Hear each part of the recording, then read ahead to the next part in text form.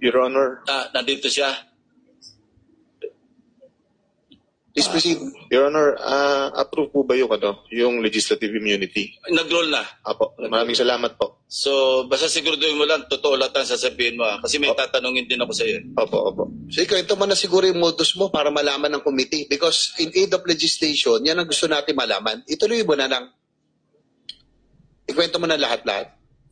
Yan nga po, yung project na yan, meron po kaming sharing na pag kumita po, si Boss Henry po merong 40%, ako po may 20%, si Engineer JP meron po 20%, at si Engineer Paul Duya meron din po 20%. 100, lampas na yan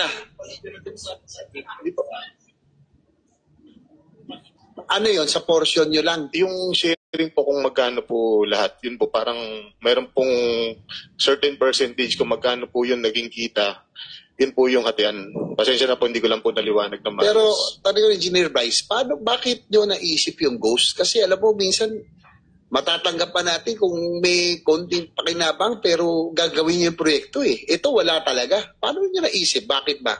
Ano rason? Tumaas ba tara? O tumaas ang cost? Bakit hindi nyo ginawa yung mga proyekto? Isa na rin pong kasagutan yung tumaas po ang tara. Ano po yung tarang nyo? Kanino napupunta? Sa proponent daw po, sabi ni Boss, honest, wala po akong direktang pakikipag-usap sa proponent.